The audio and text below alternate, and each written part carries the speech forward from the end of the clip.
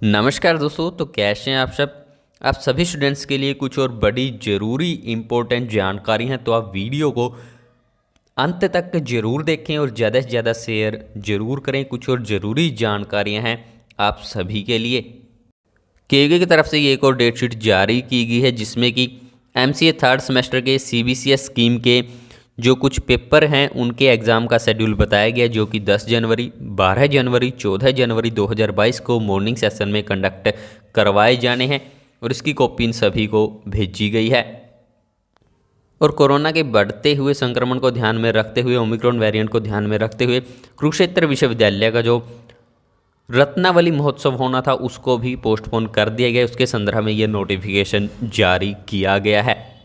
Corona के एक बार फिर से फैलते हुए संक्रमण को ध्यान में रखते हुए, ओमिक्रॉन वेरिएंट को ध्यान में रखते हुए हरियाणा में भी नई पाबंदियां निर्धारित की गई और इसी संदर्भ में गवर्नमेंट ऑफ हरियाणा HSDMA की तरफ से 1/1/2022 का नोटिफिकेशन ऑर्डर जारी किया गया, जिसमें गाइडलाइंस बताई गई हैं। महामारी अलर्ट सुरक्षित हरियाणा की अवधि 2/1/2022 से 12/1/2022 तक एक्सटेंड कर दी गई और 5 ऐसे जिले चिन्हित किए गए हैं जहां पर डेली कोविड के पॉजिटिव केस की संख्या जो रेट है वो सबसे ज़्यादा देखने को मिल रहा है। इसमें इनको ग्रुप ए में रखा गया। इसमें गुरुग्राम, फरीदाबाद, अंबाला, पंचकुला, सोनीपत को शामिल किया गया और यहाँ पर सिनेमा हॉल, थिएटर इत्यादि बंद रहेंगे। स्पोर्ट कॉम्प्लेक्स, स्विमिंग पूल इत्यादि बंद रहेंगे। इनको सिर्फ तभी अलाउ किया जाएगा जब यहाँ पर कोई भी इवेंट होगा नेशनल या इंटरनेशनल लेवल का। एंटरटेनमेंट पार्क या B2B एग्जीबिशंस भी प्रवेश निषिद्ध है। ऑफिस गवर्नमेंट हो या प्राइवेट, इमरजेंसी एसेंशियल सर्विसेज को छोड़कर 50% स्टाफ के साथ काम करने की सलाह दी गई है। और ऐसी 5 डिस्ट्रिक्ट्स में बाजार शाम को 5 बजे तक ओपन रहेंगे। बाकी डिस्ट्रिक्ट्स में नॉर्मली रूटीन के हिसाब से ही ओपन होंगे। बार्स रेस्टोरेंट को 50% सीटिंग कैपेसिटी के साथ ओपन किए जाने की अनुमति दी गई है। और जैसे कि पहले कहा गया था कोविड-19 वैक्सीनेशन के बारे में कि वैक्सीनेशन जरूरी है, यहाँ पर वैक्सीनेटेड लोगों को अनुमति रहेगी। जो वैक्सीनेटेड नहीं होंगे उन पर पाबंदियां लगाई जाएंगी। वैक्सीनेशन सर्टिफिकेट दिखाना होगा। इस संदर्भ में यहाँ पर बातें की गई और इसके अलावा जो जरूरी बातें हैं, जो ऐसे ज़िले हैं, ऐसी डिस्ट्रिक्ट्स हैं जो ग्रुप ए में नहीं आते हैं, उनके लिए कहा गया कि अगर 100 से ज़्यादा लोग गैदर हो रहे हैं, एकत्रित हो रहे हैं, बटले हो रहे हैं, तो संबंधित डिप्टी कमिश्नर की उनको परमिशन लेनी होगी। सिनेमा हॉल इत्यादि 50% कैपेसिटी के साथ ओपन किए जाने की अनुमति है।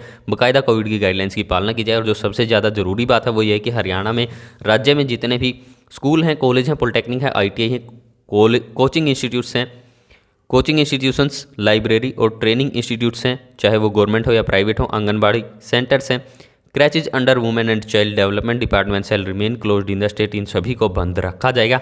तो इन सभी को बंद किए जाने की बात यहाँ पर कही गई है। और देखना यह है कि कब तक यूनिवर्सिटीज़ की तरफ से इस संदर्भ में गाइडलाइंस नोटिफिकेशन जारी किया जाएगा। देखना यह है कि यूनिवर्सिटीज़ की तरफ से क्या कुछ अब निर्धारित किया जाएगा। काफ़ी सारे कॉलेज, डिपार्टमेंट, इंस्टीट्यूशंस में जो क्लासेज हैं वो ऑफलाइन शुरू हो चुकी थी और ऑफलाइन क्लासेज लग रही थी। अभी जिस तरीके से पाबंदियां लगाई गई इसको आगे ध्यान में रखते हुए देखना यह है कि क्या फिर से ऑनलाइन क्लासेज की तरफ रुख किया जाएगा, ऑफलाइन क्लासेज को बंद करके ऑनलाइन क्लासेज लगाई जाएंगी, या क्या डिसीजन यूनिवर्सिटीज़ की तरफ से लिया जाएगा। फिलहाल स्टूडेंट्स यही कयास लगाए जा रहे हैं कि जैसे पाबंदियां लगाई गई हैं, हो सकता है कि आगे कुछ और डिस्ट्रिक्ट्स में ये संक्रमण फैल जाए या फिर और डिस्ट्रिक्ट्स और ज़िलों में भी पाबंदियां लगाई जाएं और उसके बाद हो सकता है कि जो एग्ज़ाम्स हैं वो ब्लेंडेड मोड से कंडक्ट करवाए जाएं। फिलहाल ये सिचुएशन पर डिपेंड करेगा। देखना ये है कि क्या ये पाबंदियां आगे जारी रहेंगी या इन पाबंदियों से छूट मिलेगी, या संक्रमण पर काबू पा लिया जाएगा, या फिर हालात और बिगड़ेंगे, जिसको देखते हुए बाद में पाबंदियां लगाई जाएंगी। सब आने वाले समय की बातें हैं, तो देखना होगा कि आगे क्या कुछ होने वाला है।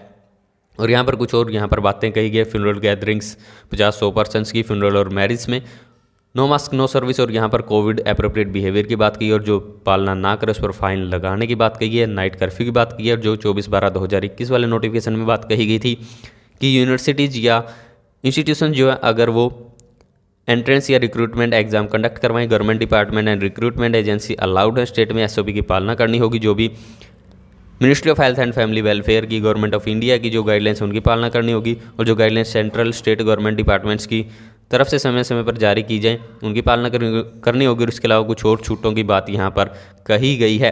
तो इस संदर्भ में आप सभी अपनी अपनी राय जरूर दें। वीडियो को अंत तक देखने के लिए आप सभी का बहुत बहुत हार्दिक धन्यवाद।